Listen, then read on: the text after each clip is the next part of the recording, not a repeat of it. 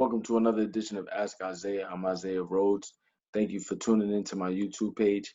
I took this time to uh, really lock in on the first two matchups of Zion Williamson versus LeBron James. Obviously, they went to war yesterday in a very highly contested game in which the Lakers won 122 to 114. LeBron James had 34 points, 12 rebounds, and 13 assists, really controlling the game as a maestro. He had to make up for Anthony Davis not playing last night. He got injured in the Memphis game in the fourth quarter, so for precautionary reasons, they sat him out.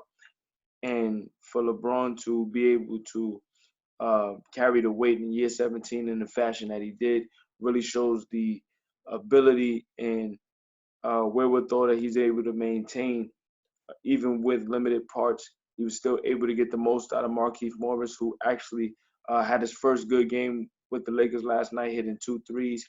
Really paying attention to the defensive end. He had to put in a lot of minutes against Zion Williamson, who we'll get into a little bit later. Uh, just the entire game itself had a playoff type atmosphere.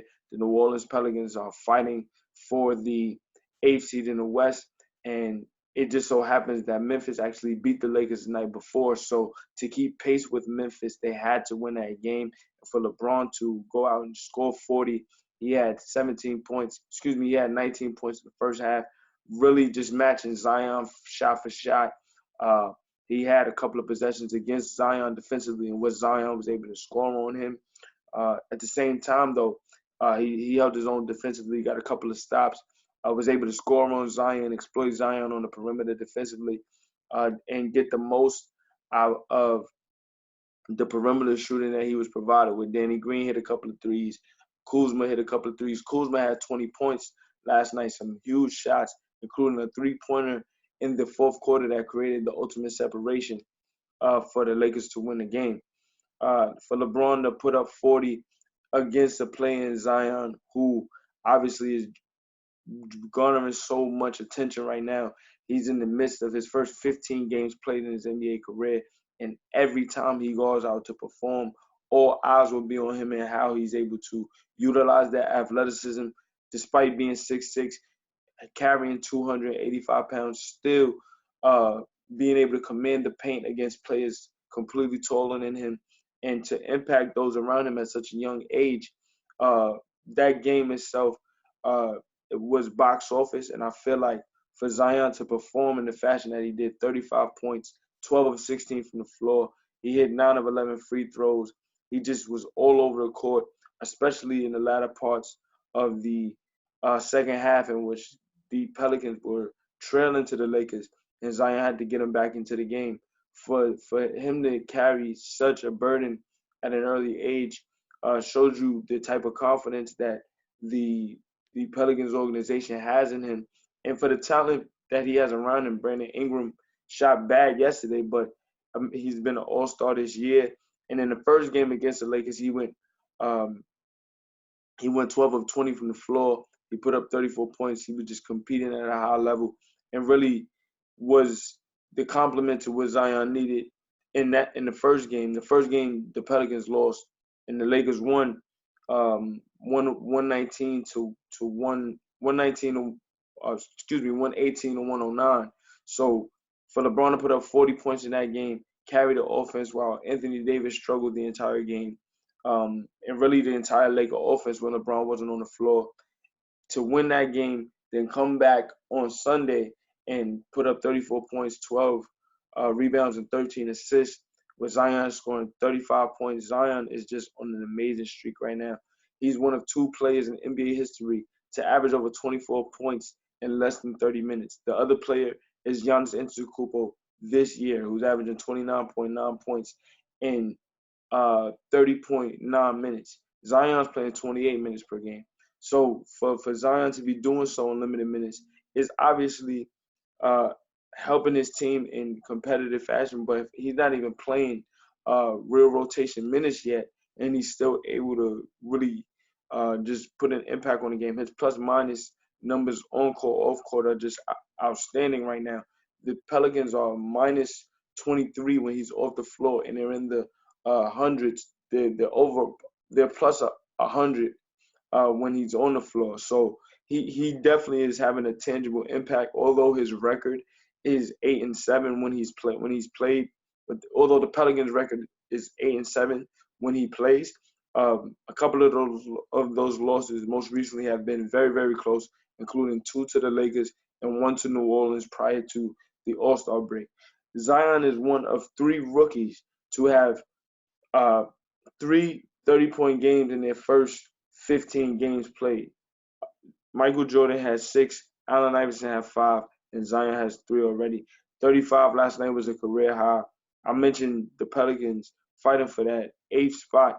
Even though the Grizzlies have won, they did win that game against the Lakers, which was very important because they picked up a game once the Pelicans lost. When we get to the middle of March, the Pelicans will probably catch Memphis, if not for San Antonio or Portland. But I'm really keying in on the Pelicans in Memphis because of Ja Morant running for the Rookie of the Year, which I think more than likely, even though I did say if Zion does make the playoffs, he'll have a solid argument to make it. I do still agree with that, but at the same time, you got to respect what Ja has done for all season to be healthy, to put Memphis in a position to make the playoffs in the fashion that he has. You got to respect that.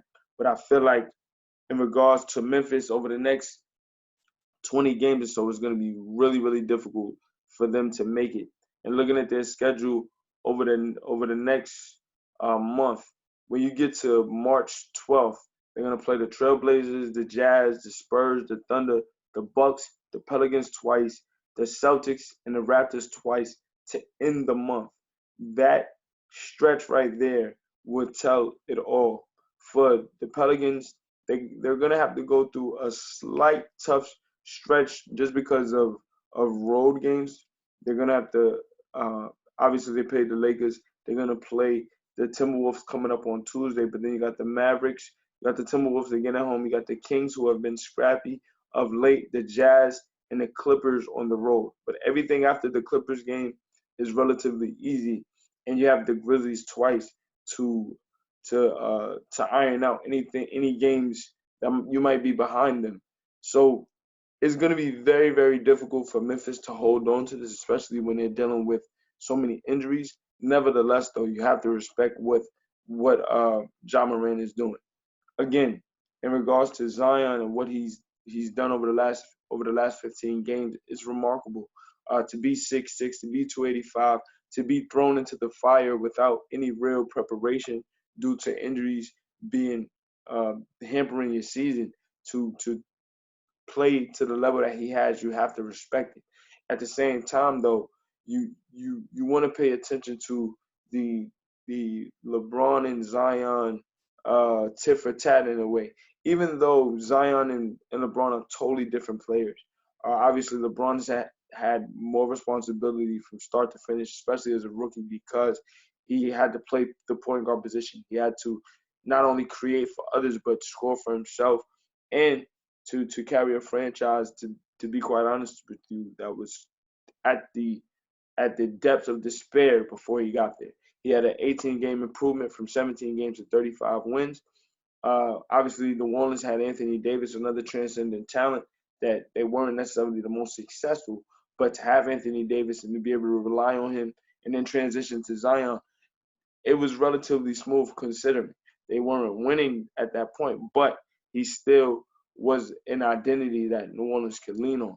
Again, when you look at what Zion has had to do, he probably has had more, not probably, he did have more talent, but at the same time, to see the tangible success that he's had is very reminiscent to LeBron, and I think that's where the competition, that's where the comparisons really coincide. I think their games are totally different. I think Zion being 285 completely throws off the matchup in that regard. LeBron's 240 to 260, and he's really not going to bang in the paint in the fashion of which Zion has done. But at the same time, again, tangible impact, you can't deny what Zion has done. So much respect. Over the 2 games, both players combined for 69 points in both matchups. Brown with 40 in game 1, Zion with 29 in game 1. LeBron with 34 in game one, Zion with 35 in game one, a career high. So they definitely understood the magnitude and played up to it. Much respect to those guys. If we get a playoff matchup in which the Lakers are the number one and New Orleans is the 8th seed, I think we can get exciting potential for 6 games. While the Lakers will be heavily favored, and obviously so, they're the better team, I think because of all of the threads that come with this matchup, LeBron, Zion, Anthony Davis, previously with New Orleans, he forced his way out to be a Laker, and then to see New Orleans actually make the playoffs with the core that the Lakers traded for Anthony Davis. They traded Lonzo Ball. They traded Brandon Ingram for Brandon to become an all-star, for Lonzo to be coming into his own in the fashion that he has. He had 18 points, 9 rebounds, and 9 assists last night. Those things will play into the storylines that come with that series, and I think that will be extremely exciting and necessary for the NBA in terms of building the next generation. So much respect to everybody involved. Again, I loved it. And I just wanted to take some time to build up those 2 games before I came back to speak with you. So thank you for tuning in. We got much more this season. We got much more to talk about. So stay tuned. I have more content for you. I'm Isaiah Rhodes. This is Ask Isaiah. I'll see you soon. Thank you.